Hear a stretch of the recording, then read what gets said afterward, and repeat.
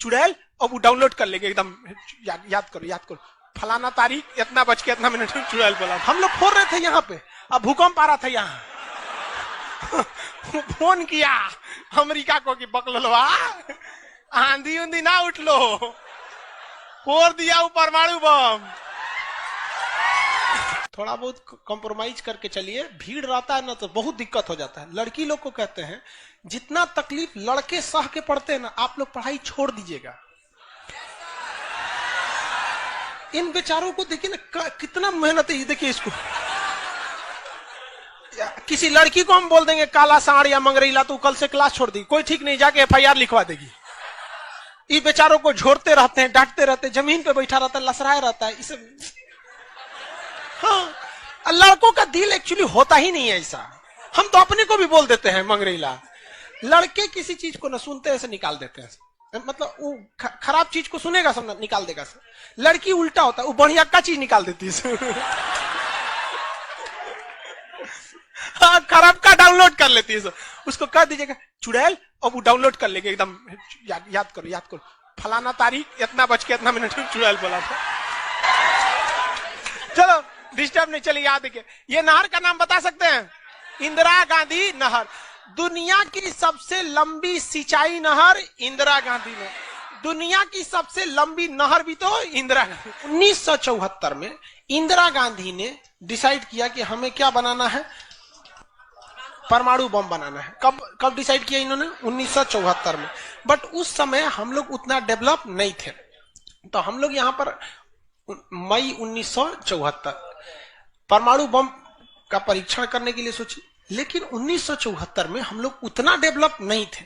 1974 में हम लोग के यहाँ मोटरसाइकिल नहीं थी बढ़िया, राजदूत उष्टू टाइप का थी सब। वहां फ्रीडम तो इधर आया है यार, 1974 में फ्रीडम कहाँ था? यमहा वगैरह था। यहाँ पर इन्होंने पोखरण में परमाणु परीक्षण किया, लेकिन गलती से वो उतना सक्सेस नहीं हुआ जितना होना चाहिए था। उस परीक्षण का जो नाम था, उसका नाम था स्माइलिंग बुद्धा। क्या नाम था? स्माइलिंग बुद्धा। तो हो गया बात वही, भड़कइबो किए लोग, फूस दे करके रह गया, पकड़ा गए हम लोग। अब अमेरिका हम लोग पे दबाव बना दिया। अमेरिका ने एक नियम बना दिया, CTBT और CTBT, comprehensive test ban treaty. कोई भी व्यक्ति परमाणु बम का परीक्षण नहीं कर सकता है, और बैन लगा दिया।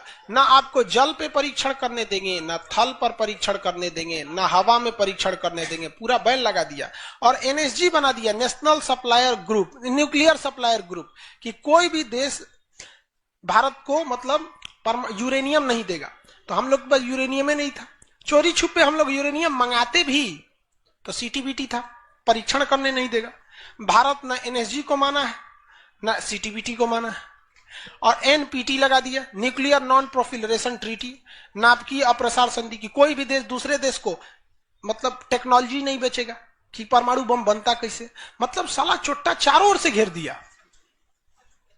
कभी कभी गरिया देते हैं यार, क्या हम मशीन थोड़े हैं कि जो सेट कर दिए वही बोलेंगे। देश पे बात आती है तो हम सब भुला जाते हैं। तो दोस्त है ट्रम्प है कि बाइडेन है, सोच रहा बाहर में जा तू कोनो चीज हो। या पहले हमको मतलब तुम बनाओ परमाणु बम, कोई दिक्कत नहीं, हम लोग दिवाली वाला धुकधुकुआ बनाएंगे। मतलब NPT क्या कहता है? न्यूक्लियर नॉन प्रोफिलरेशन ट्रीटी, नाभिकीय अप्रसार संधि, कि कोई देश दूसरे देश को परमाणु टेक्नोलॉजी नहीं देगा। NSG, कोई देश मतलब बिना परमिशन, NSG के बिना मीटिंग के मतलब यूरेनियम सप्लाई नहीं करेगा, और यूरेनियम उसी को सप्लाई करेगा जिसने CTBT पर साइन किया कि हम परमाणु बम का परीक्षण नहीं करेंगे। जी भाई साहब, परीक्षण माने बम बना के क्या कर लेंगे? मान के चलिए हमारे पास टेक्नोलॉजी आ गया, ठीक है, और NSG से हम सप्लाई करके यूरेनियम भी ले लिए। NPT कहता है बम में परीक्षण नहीं करने देंगे। तो भाई बना के रखने से थोड़े होता है, एक बार पटके वो काम कर रहा है कि नहीं, पता चला बना के रख लिए, युद्ध में पटके तो धुआं दे के रह गया। तो एक बार परीक्षण मतलब चारों ओर से हम लोग को घेर दिया था। अब भारत वाले वैज्ञानिक भी तो मतलब है सब उसी हिसाब के ना। भारत वाले ने कहा कि एक काम कीजिए, एक समझ में नहीं आ रहा है, अमेरिका से कहिए तू हमारे यहाँ परमाणु बिजली घर लगाओ। तो इंदिरा गांधी थी ना, अमेरिका को फुसला दी, कही कि देखिए ना गुजरात में हमारा तारापुर जगह है, वहां परमाणु बिजली घर लगाना है, उसमें बिजली बनेगा, लाइट बत्ती जलेगा। आप बिजली घर लगाइए, सुने हैं कि 300 करोड़ का खर्चा आता है, जबकि 200 करोड़ का खर्चा आता था। तो अमेरिका लपलपा गया कि अरे दादा बिना मोलाई तो रेट बढ़ा दी है। अजब हाल है भाई, महिला मोलाई ना करे, ऐसा हो सकता है? महिला को कोनो सामान फ्री में कहेंगे तो कहेगी 2 गो दे दो।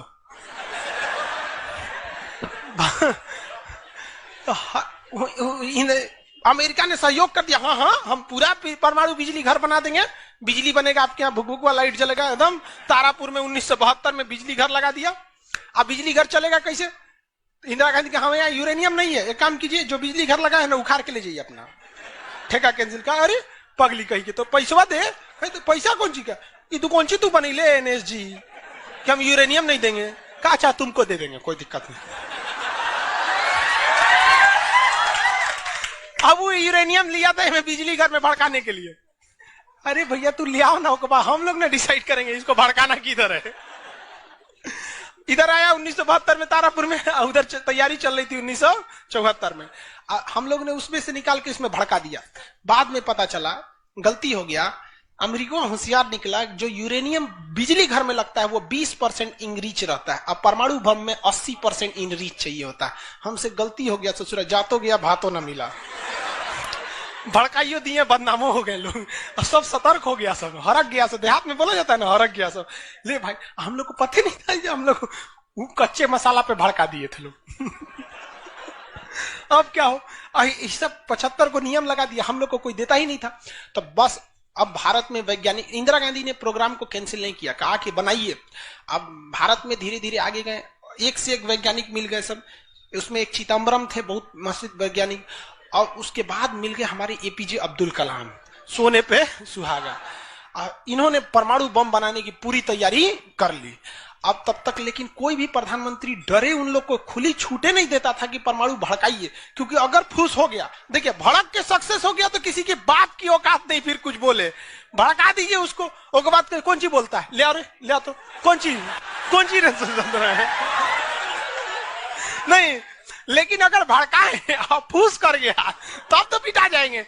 जापान पर परमाणु बम मार दिया था अमेरिका, जापान चुपचाप देख लिया था। जापान के पास परमाणु बम रहता ना, अरे बाप रे बाप, उनको तो दिखाया रहता, जापान मारा रहता ना, जिसका कोई हद नहीं। मजबूरी हो गई थी। तो भारत के सामने यही रास्ता था कि भैया अगर भड़का दिए और अगर सक्सेस नहीं हुआ तो इस बार माफी मिलने वाला नहीं है, क्योंकि 1974 में एक बार माफ कर दिया था। लेकिन अटल बिहारी वाजपेयी का जब नेतृत्व आया प्रधानमंत्री का, तो अटल बिहारी वाजपेयी ने कह दिया था भैया कुछ भी हो जाए, कुछ भी हो जाए, हमारा देश रहना चाहिए। आज के नेता रियलिटी बताते हैं। अटल, हम और आप उस पीढ़ी में से हैं जिन्होंने एक साथ 2 महापुरुष को अपने देश में देखा, राष्ट्रपति के रूप में एपीजे अब्दुल कलाम और प्रधानमंत्री के रूप में अटल बिहारी वाजपेयी। और यह सौभाग्य पृथ्वी पर अब किसी को नहीं मिलने वाला है, क्योंकि ये ऐसे लोग थे जिनका अपना परिवार बाल बच्चा कुछ नहीं, देश ही समझा, मतलब देश है, मतलब देश है यहाँ पे, और कुछ नहीं। यहाँ पे गलवान में चीन घुसा है ना, चोट्टा अटल बिहारी वाजपेयी रहते तो क्या बता रहे, तो दिखने में बुढ़ा थे अटल बिहारी वाजपेयी। यहाँ पे बड़े बड़े जवान लोग का छक्का छुड़ा देते थे बॉर्डर पे। उन्होंने खुला छूट दिया एपीजे अब्दुल कलाम को, कहा कि आपको हमारे परमिशन की जरूरत ही नहीं है, आपको जो करना है करिए, हमको नहीं, हमको बस परमाणु बम चाहिए, हमारी सरकार रहे चाहे सरकार गिर जाए। और रियलिटी में है, भारत में अटल बिहारी वाजपेयी अगर परमाणु परीक्षण न करते तो भारत पर अमेरिका सैंक्शन नहीं लगाया रहता और अटल बिहारी वाजपेयी की सरकार नहीं गिर जाती। लेकिन अगर वो अपनी सरकार को सोचते तो कोई भी शिक्षक मंच पर खड़ा होकर किसी प्रधानमंत्री का खुलेआम तारीफ नहीं कर सकता, वरना कितने प्रधानमंत्री आए, कितने गए, किसी के लिए शब्द नहीं निकलता है। तो इतिहास हमेशा याद रखिएगा, आपको न्यौछावर करना पड़ेगा। यहाँ पर ऐसे चमचागिरी करने से किसी का नाम लेता आदमी, लेकिन विरोधी भी जिनका नाम लेते हैं, ऐसे महापुरुष थे अटल बिहारी वाजपेयी, एपीजे अब्दुल कलाम। कोई है जो गरियाएगा? हाँ, उसे अपने बेचारा शर्मा जाएगा, किसको बोल रहे। उन्होंने खुला छूट दिया और कहा कि जो करना है करिए। एपीजे अब्दुल कलाम कहे ठीक है, लेकिन अमेरिका को पता चल गया कि सोचा एपीजे अब्दुल कलाम चल गया वहां, ये पक्का सफल कर देगा, तो उसने उसके ऊपर ना सैटेलाइट छोड़ दिया। अमेरिका से सैटेलाइट छोड़ा और भारत के ऊपर निगरानी करने के लिए। अब यही गलती कर दिया अमेरिका से सुरा। एपीजे अब्दुल कलाम को फुसलाने के लिए नासा बुलाया, आइए ना, आइए नासा आइए।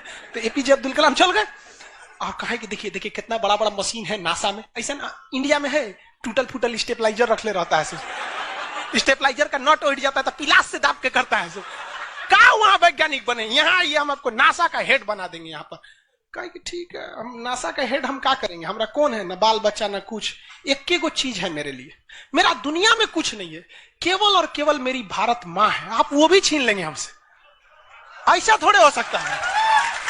उन्होंने कहा नहीं, और यहीं से थोड़ा उससे गलती हो गया। वहीं पर उन्होंने देख लिया था कि अमेरिका ने भारत के ऊपर क्या लगा रखा है, सैटेलाइट मॉनिटरिंग के लिए, और वहां पे उसने अमेरिका की सबसे बड़ी गलती हो गई। यहां आने के बाद उन्होंने बता दिया, देख भैया हम जो काम कर रहे हैं ना, सारा अमेरिका क्या कर रहा है, सैटेलाइट से देख रहा है। तो सब वैज्ञानिक का असर ले, भड़काने से पहले तैयारी करना पड़ता है 1.5-2 महीना की। अब क्या किया जाए, तो कहे कि देखो भाई, इस अमेरिका के जो सैटेलाइट जाता है ना, दोबारा घूम के आने में ना लगभग 1-1.5 घंटा का गैप हो जाता है। इसी बीच में जो करना है करो। कहे कि 1.5 घंटा में कौन सी करेंगे। तो अटल बिहारी वाजपेयी ने खुला छूट दिया था किसको, एपीजे अब्दुल कलाम। एपीजे अब्दुल कलाम ने कह दिया ना कि एक काम कीजिए, ऐलान कर दीजिए कि यहां मिलिट्री एक्सरसाइज होने जा रहा है, सेना यहां युद्ध अभ्यास करेगी, कैसे युद्ध लिया जाता है, एकदम ओरिजिनल युद्ध का मैदान। अब युद्ध में कहीं घर बन रहा है तो कोई पूछ रहा है काहे लिए बन रहा है, तो इसी पे बम मार के प्रैक्टिस करेंगे। घर नहीं बन रहा था, वो इसलिए बन रहा था कि परमाणु बम कितना खतरनाक होगा। लोगों को लगा कि फौज इस पे मार के देखेगी कितना तबाही मचा रहा है। अरे भाई साहब बकलोल, वो तैयारी अब्दुल कलाम ने करवा रहे थे कि जब फोड़ेंगे तो देखेंगे कि घरवा उधियार है कि नहीं। तो लोगों को लगा हम मिलिट्री एक्सरसाइज कर रही है, सब चीज काम हो गया। लेकिन अमेरिका को कहीं ना कहीं भनक लग गया, क्योंकि हर घर में सतयुग से कलयुग तक साले विभीषण हर जगह मिलते हैं। भारत में कोनो जाके कह दिया वहां पर, तो भनक लग गया। तो अमेरिका ने उस सैटेलाइट की टाइमिंग घटा दी। अब जो घंटों का गैप रहता था वो चंद मिनटों का गैप रह गया, 20-20 मिनट का गैप रहता था। लेकिन इन लोगों ने अपना काम निपटा के रख दिया था। लेकिन समस्या ये थी ना कि सब चीज तो बन के रेडी हो गया, हर चीज रेडी हो गया, लेकिन अगर परमाणु बम फोड़े और फूस करके रह गया, समस्या यही थी। भड़क गया तो टेंशन ही नहीं था। तब क्या किया गया, सैटेलाइट हुआ तो रहेगा। तो अटल बिहारी वाजपेयी का पूरा छूट था, एपीजे अब्दुल कलाम को इनको टेंशन ही नहीं था। उन्होंने कह दिया अटल बिहारी वाजपेयी से कि काम करते हैं हम अब आ गया, हम मई में इसका बम फोड़ देंगे, कोनो दिन में 9 तारीख चाहे 11 तारीख कोनो दिन हम फोड़ देंगे। तो कहें कि भाई आपको जो करना है करिए ना, हमको मत बताइए, हमको बस परमाणु बम चाहिए, बाकी अमेरिका कौन चीज करेगा हम देख लेंगे यहाँ पर। तो अटल बिहारी वाजपेयी से खुला छूट मिल गया।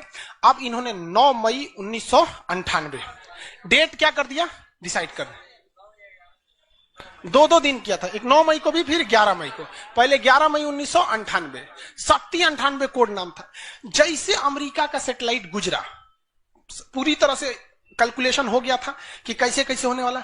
अमेरिका का सैटेलाइट जैसे गुजरा, तुरंत यहां पे भारत का परमाणु बम को ब्लास्ट किया गया। और जैसे ब्लास्ट हुआ तो जो मिलिट्री एक्सरसाइज कर रही थी उसको तो भेज दिया गया था 2 दिन पहले ही। जो बिल्डिंग बनाई थी वो खाली पड़ल था, धाए दे गायब हो गया बिल्डिंग, पूरा धुआं धुआं हो गया, पूरा भयानक। अब परमाणु बम क्या हो गया, लगभग सफल हो गया। वैज्ञानिकों को लग गया था सफल हो गया, लेकिन भाई अब ये फोड़े, अभी कैसे पता चल जाएगा सफल हो जाएगा। आप अंदाजे ना बता सकते कि भाई इतना तबाही एक अच्छा ही बम ला सकता है। लेकिन तब तक सैटेलाइट उसका घूम के आ रहा था, और पकड़ लेता तब क्या होता, मान के चलिए पकड़ लेता, अब पता चला कि सफल ही नहीं हुआ है, खाली धुआं कर दिया, गड़बड़ हो गया।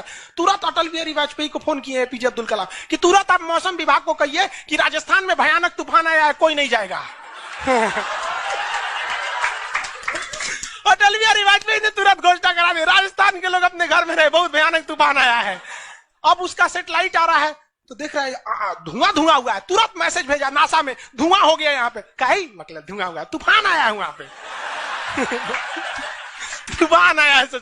वहां से चला गया, तब परीक्षण देखा गया, एकदम सक्सेस। अब टेंशन ही नहीं है, एक और फोड़ दो, 2 को फोड़ दिया गया, पूरी तरह से सक्सेस हो गया। और ससुरा अमेरिका को अभी तक पता है कि वहां तूफान आया है, अरे वहां दूसरा तूफान आया है। अब भारत में कुछ भी कहिए तो डर तो लगता है, नहीं अमेरिका बहुत खतरनाक देश है। आज हम लोग भले शक्तिशाली हो, 1998 में हम लोग को पाकिस्तान आगे दिखा देता था, 99 की करगिल वार याद कीजिए। आज हम लोग बहुत आगे निकल गए, लेकिन उस समय बहुत पीछे थे हम लोग। अब डर तो था ही। अब भारत के प्रधानमंत्री सब राष्ट्रपति सुखपुकाइल थे, अमेरिका क्या करेगा, ओके पते नहीं। 9 तारीख बीत गया, 10 तारीख बीत गया, पता ही नहीं चला अमेरिका को। अटल बिहारी वाजपेयी अब्दुल कलाम से पूछे कि महाराज तो सोचा कुछ सुख बुगाइए नहीं रहा, तो ओकरा पते ना चल। एक काम करते हैं, आप धड़ल्ले से फोड़ देते हैं, क्या फायदा है हम। तो फिर 11 मई को 3 गो और फोड़ दिए।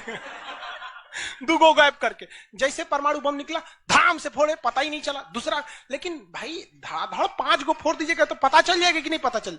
ये डाउट हो गया पाकिस्तान को, जिन जनते का है। हम लोग फोड़ रहे थे यहां पे, अब भूकंप आ रहा था यहां। फोन किया अमेरिका को कि बकलवा आंधी उंधी ना उठ लो, फोड़ दिया वो परमाणु बम। अमेरिका सोच रहा माथा फोड़ रहा है अपना, कह रहा है कि अब क्या करें हम यहाँ पे। नासा वालों को गरियाया गिरे चोट्टा कहीं का, तू लोग को सैटेलाइट लगाओ, हाई लगाओ वहां पे। कौन सी देख रहा था लोग वहां पे, कि हम तो बोलबे किए थे कि उधर दुका उठाया था, अपने ना बोल रहे थे कि आंधी उठल है वहां पे। अमेरिका आग बबूला हो गया और तुरंत अमेरिका का प्रतिक्रिया आया कि भारत को इसका बहुत भारी कीमत चुकानी पड़ेगी। तो भाई जिसकी कीमत भारी ना हो उसे चुकाने में मजा क्या है। और अमेरिका ने खुलेआम भारत को ललकार दिया कि अमेरिका कभी भी इस बात को स्वीकार नहीं करेगा कि भारत एक परमाणु संपन्न देश है। भारत को कभी भी अमेरिका इस बात की मान्यता नहीं देगा। अटल बिहारी वाजपेयी ने भी कॉन्फ्रेंस तुरंत मीडिया के सामने आए और कहे कि जो चीज हमारे पास है उसके लिए हमें किसी के प्रमाण की कोई आवश्यकता नहीं है। और जिस देश को यह लगता है कि हमारे पास परमाणु बम नहीं है या जिन देश को हम पर शक है वह आ जाना युद्ध के मैदान में, बताएंगे है कि नहीं। अब पूरी तरह तबाह हो गया यहाँ पे। अब अमेरिका माथा पीटते रह गया। अमेरिका ने आदेश दिया अपनी सेना को कि तैयार रहो। अटल बिहारी वाजपेयी ने आदेश दिया अब्दुल कलाम को कि जो बम बनाए हैं ना 2-4 गो फोटोकॉपी उसका रेडी रखिए।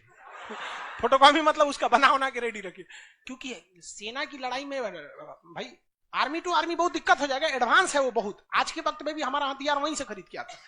भारत ने भी डिसाइड कर लिया कि जो होगा आपकी परमाणु बम से होगा। अमेरिका भी डर गया कि ना भाई इससे लड़ना अब ठीक नहीं है। पाकिस्तान वो बम बना के रख ले था, डरे नहीं फोड़ रहा था। एक हफ्ता तक देखा कि भारत को क्या हो रहा है, क्या हो रहा है। देखा कि कुछ नहीं हुआ, इहो चुप पे फोड़ दिया। अमेरिका एकदम ककुआ गया, एकदम कह रे चट्टा कहीं का तू क्या फोड़ा रे। तो पाकिस्तान में झाड़ दिया अमेरिका को कि हमरे बोलेंगे कमजोर जान के, हाँ फोड़ले आपके आप बाई तो एकरा नहीं बोलेंगे। आप हम कमजोर हैं तो हमरा बोल देंगे। एक काम कीजिए, आप भारत को जो सजा दीजिएगा हम भी वही सजा काट लेंगे। सोचो हमरे पे खेल गया। हम ही लोग पे खेल गया पाकिस्तान। अब भाई अमेरिका टेंशन में आ गया। अमेरिका ने भारत पर एम्बार्गो और प्रतिबंध लगा दिया। जैसे अभी सऊदी अरब पे प्रतिबंध लगा दिया, कल के वीडियो में बताए थे, सऊदी अरब का डस्टबिन बना दिया वहां के। तो वहां पर अमेरिका ने भारत पर प्रतिबंध लगा दिया। कोई देश भारत से सामान नहीं खरीदेगा। जो जो चीज जरूरत की थी सब चीज पर बैन लगा दिया। भारत की अर्थव्यवस्था डूब गई, पाकिस्तान की भी अर्थव्यवस्था डूब गई, लेकिन भारत को बचा लिया भारत के 55 लाख कुशल कारीगर जो विदेशों में काम करते हैं। आप प्रतिबंध लगाइएगा भी तो पूरी दुनिया का कारखाने ठप हो जाएंगे, क्योंकि हर जगह भारत के वहां वर्कर काम करते हैं। और अमेरिका या सीबीएसई वाले जो वर्कर होते हैं वो स्पेशलिस्ट होते हैं। पेंट मारता है तो पेंटे मारेगा। भारत का मिस्त्री मल्टी टैलेंटेड होता है। पेंट मार रहा है उसको कोई काटी ठोक दो तो बिजली वाला काम कर दे, तो हाँ तार और घींच देते हैं। मल्टी टैलेंटेड होता है और काम भी बहुत ज्यादा करता है। काम हम जब 5 बजे कर देगा तो आदमी अच्छा बोरा नीचे उतार दो, तो ये सब बड़ी काम कर देता है। मेहनती होता है सब, कोई दिक्कत नहीं है उन सब में। खाना नहीं भी है तो कोई दिक्कत नहीं, निकालेगा जो खाई नहीं है चालू। तो पूरी दुनिया से भारत को पैसे आ रहे थे। पूरी दुनिया भारत में क्या, भारत के हजारों वर्कर लाखों काम कर रहे थे, भारत में पैसा आ रहा था। तो हमारी अर्थव्यवस्था पे उतना भयानक प्रभाव नहीं पड़ा, लेकिन पाकिस्तान की अर्थव्यवस्था तबाह हो गई। इसकी यहाँ के कोई वर्कर को ले भी नहीं जाता है। अरे चोटा कम मार करेगा कोई ठीक है नहीं है यहाँ पर। ये सब इतने बड़े बैल होते हैं सब पाकिस्तान वाला। अगर पाकिस्तान के एक मोहल्ला से 5 आदमी विदेश गया है ना, वहां अच्छा से हंसी खेसी से ड्यूटी कर रहा है, अगर उसके परिवार में यहाँ झगड़ा होगा ना तो दोनों वहां झगड़ा कर लेगा सर। तो अब्बा काहे मर लो हमरी खाला को वहां मार कर ले। उसकी अर्थव्यवस्था पूरी तरह से बर्बाद हो गई। अब पाकिस्तान के साथ अजीब सी दिक्कत था। अमेरिका अर्थव्यवस्था बर्बाद कर दिया, लेकिन पाकिस्तान भाई साहब हरामियों में नोबेल पुरस्कार मिलता तो हर साल यही लाता। इसने कहा कि एक काम करते हैं, अमेरिका ने हमको ऐसा बर्बाद किया है कि परमाणु बम होने के बावजूद हम तड़प के रह जा रहे हैं। हम भी अमेरिका को तड़पाएंगे। यह कहता है ना कि हम किसी से खरीद नहीं सकते हैं, व्यापार नहीं कर सकते, एक काम कर बेचते हैं। सजरा उत्तरी कोरिया को बेच दिया, किंग जोंग पगला को देखे, उसका टेक्नोलॉजी पाकिस्तान दिया है। सद्दाम हुसैन को, ईरान को, सबको बेचने लगा कि सारा थ्योरी ले आके देखता था कि देखिए ऐसे ऐसे परमाणु बम बनता है, लीजिए 20 करोड़ दीजिए जाइए। अब अगला हिसाब 1 महीना तो काटेगा आदमी, अगला हिसाब देखे। अमेरिका कर रहा है, पाकिस्तान में चोट्टा क्या कर रहा है, क्या कर रहा है, मरे हम भूखे मरे, आप प्रतिबंध हटा दिए, नहीं तो हम इसको फेसबुक पे डाल देंगे।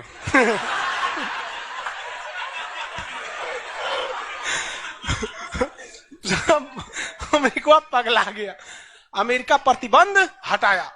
इस बार फायदा उठा लिया भारत, कहा रे ओकरा हटाया तो हमरो प्रतिबंध हटाओ। समझ आ गया कि नहीं? तो गलती से भी अगर हम लोग जब भी एक दूसरे का अंतर्राष्ट्रीय मंच पर साथ दिए हैं ना, तो दोनों को फायदा हुआ है। लेकिन ये चुट्टा उसको समझ में नहीं आता है। अभी भी अगर वो शांति से रहेगा ना तो बहुत आगे जाएगा, और अशांति से रहेगा तो एकदम में आगे चल जाएगा। परमाणु परीक्षण समझ में आ गया? किसी को कोई दिक्कत कहां होता है? पोखरण में। आज भारत परमाणु संपन्न है या नहीं है? परमाणु की आवश्यकता है? नहीं। अब अमेरिका केस कर दिया भारत पर, कहा कि आपने न्यूक्लियर प्रसार संधि तोड़ा है। भारत ने कहा हम नहीं तोड़े हैं, हमने किसी से संधि मंगाया ही नहीं है, हमारे खुद के वैज्ञानिकों ने खुद बनाया है। और ये बात खूब एपीजे अब्दुल कलाम ने बोला था। कौन सी बोलता है चुराए, हम बनीले, बताएं कैसे बनता है। कहा कि अच्छा ठीक है ये नहीं है, लेकिन आपने यूरेनियम तो चोरी से मंगाया। कहा चुप, चट्टा कहीं का चोरी से मंगाया। हमारे केरल में यूरेनियम निकलता है, जादूगोड़ा की खान झारखंड से निकलता है, उसी से हम बनाए। हम किसी से भीख नहीं मांगे हैं, हम हिंदुस्तानी हैं लोग यहाँ पे, भीख में तो हमें कुछ भी नहीं चाहिए।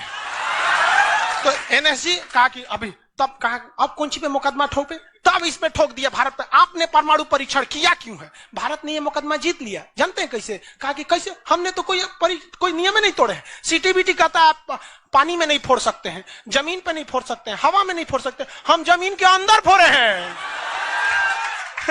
भारत ने कहा फोड़ा था? जमीन के अंदर। तो भारत को उस समय हर चीज साथ दिया था, बुद्धि, विवेक, बल, शक्ति सब रहना चाहिए, तब आप जीत सकते हैं। ऐसा नहीं कि परमाणु बम ले लेने से आपको जीत जाएंगे। कब कैसा सिचुएशन था, आंधी आया है, परमाणु बम फूट गया, तो हर चीज बहुत कांड हुआ यहाँ पे। बाद में अमेरिका को समझ में आ गया कि नहीं हो सकता है, अब भारत को ना नहीं सकते। वो गया जमाना जब हमारे ऊपर किसी का शासन हुआ करता था। आज भी भारत में बस जाति पात खत्म हो जाए, ऊंच नीच पे लड़ना खत्म हो जाए, और Congress BJP high party how party मतलब नेतागिरी खत्म हो जाए, तो सोचिए ना हमारे पास कमी किस चीज की है कि नहीं? नेतागिरी तो सॉल्व हो सकता है। यूपीएससी का एग्जाम कंपलसरी कर दीजिए नेता बनने के लिए। काम खत्म, तुरंत खत्म हो जाएगा काम। आप इसको समझ में आ गया कि नहीं? लाइव वाले सब लोग समझ में आ गया? अब आगे कल समझेंगे लोग। आज के